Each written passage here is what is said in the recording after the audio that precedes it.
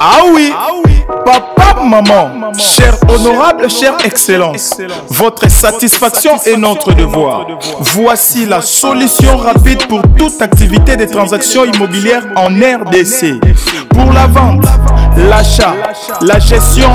l'estimation et la mise en location de vos biens meubles et immeubles, contactez l'Agence congolaise de prestations et services. Vous avez une parcelle à Oji mamacita, tu es tant de qui de moi de nous pour t'acheter des massa. Vas-y mamacita,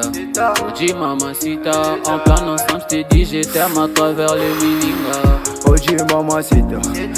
mamacita, tu es tant de qui de moi de nous pour t'acheter des massa.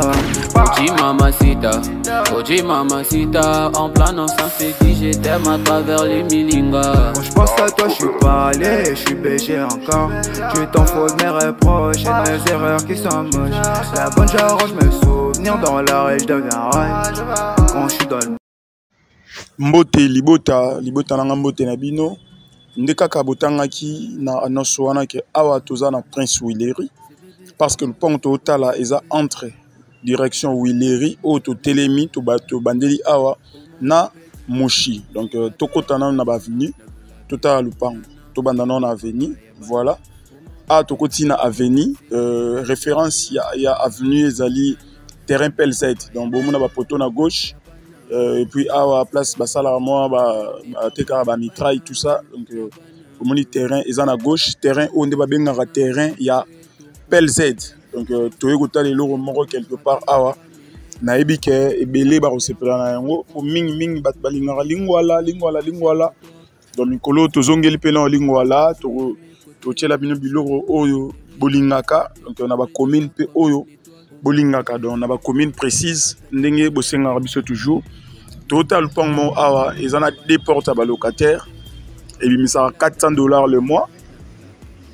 ils en emplacement bien donc awa tolinga ki to banda na Willery pour air to bima to bimela na Moshi donc to kota avenue ouais a to al beso avenue pardon to ada na 4 avenue to côté na mo ciment to bimela pe ndega to baki côté ya Prince Moshi donc wana awa to wana veni bomoni accessibilité ndenge ezali donc kolonga Willery koyati kota terrain PLZ to côté avenue bomoni donc awa to kompe déjà presque liboso lupango ndega to baki to bandolo accès sous liboso lupango nanu te pour éviter ba oyo ba koma koluka koyiba na bandenge moko ya faux donc to koti ato na kata lupango donc lupango yango moni kata lupango yango yo pompe yango yo mai ezobima très bien donc moni lupango ndezali lupango za propre lupango na mabelete et ezara na ba carreau donc bozomona ndenge ezali lupango za bien bomoni mai pompe bomoni courant donc maison basse donc torokende totala bandaku oyo ezali torokota tina kati ya ndaku po tolobaki libanda eza kati te kati eza libanda te donc comme tota libanda tozala pe na posa tolakisa bino na kati bozwa idée ya ndaku ndenge ezali donc bomoni tozopusana awa eza sima ya ndaku ya 2 chambres salon oyo pesi so Congo mais tokota na kati po na plus ya lumière donc na bandeli a to na commune ya Lingwala donc entre Prince Willery na Prince Moshi référence eza terrain ya PLZ pona ba obayebi te so tuni kaka à partir de Willery to à partir ya Moshi tuni terrain ya PLZ ba relaxa esika ezali eyebani Lingwala mobimba donc awa to koti moni lupango ndenge ezali structure ndenge ezaleli donc lupango eza propre lupango eza ma sentimentalisé donc voilà un peu awa bomoni porte oyo eza na gauche eza porte ya chambre salon mais locataire aza wana azate bomoni lupango ndenge ezali donc lupango eza propre donc ndako oyo étape sur la droite moni courant de makasi ndako oyo en face na biso awa eza ndako à 2 chambres salon Donc ndé na bandé ko loba ke revenu mensuel lupango ekotaka $400. Donc pour tous les deux ndako mais ba locataire au baza awa baza ba locataire moko ndezala toujours locataire soit umeli na lupango moyen au matela ndako ezala raté pour tout comme déjà famille mais mutu o akosomba e ozwa lupango donc yeba ndenge ya osolola et puis awa omoni ba voisin de ba beta ba appartement donc o to la salikolo ezapé sous par ba appartement conduite d'eau donc ambula soke beta gouttière yango eboka mai ti na tinel ya sima kuna mba mo mai eke donc mai na lupango awa ba o ekwe ya eza ya mbula donc mais conduite ya mai ezali donc wana tozo senga ba to kota sko na ndako o ya deux chambres salon tout mon ata salon na ndenge ezali poto e ba keza propre voilà donc awa o moni ndenge ezali atwana kati donc ndako eza carreau plafond yoka carreau talanda kundeza soin donc o ezara poto pesa image ya kati ya banda kundenge ezali parce que libanda eza katité kati eza libanda te donc omoni libanda eza propre kati pe eza propre omoni ndako kundenge ezali donc ndako e dégager fraîcheur lupango oyo bache yango $80,000 à discuter donc ndako oyo eza ya deux chambres salon oyo tolobaki na ngamba wana eza une chambre salon bache yango $80,000 à discuter. Tolobara soki totie lupango boye seke mukolo na yango azana posa ya mbongo donc awa cuisine yanda kwa deux chambres salon yango na sima et puis awa tozolinga tolakisa toilette donc oyo bomona oyo ezali dalle ya donc faux septique bakita babimisaki yango bongo mais tokoki ko modifier po mutako somba akoza pe na posa ya parking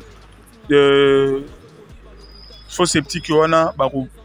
diminuer yango balongoli oyo bima likolo wana ba komisa yango plat na mesure ya mabele normal comme ça to chesi porter ya munene pour mutuka ekota tina lupango mais pour l'instant mutuka ekota te parce que propriétaire a cha porte ya mukie et puis moi travaux mukie wana pour na faux septique donc ezaka ke to fongoli yango to komisa yango plat mutuka direct na katia lupango donc voilà un peu ndenge ezali o ezali toilette pour toutes les deux maisons donc voilà un peu lupango totali ezala eza 7 mètres et demi sur 16 na bandeli dimension lupango eza 7 mètres et demi bomoni na ndenga libanda yango ebandi place colonne wana jaune ezali colonne ya jaune et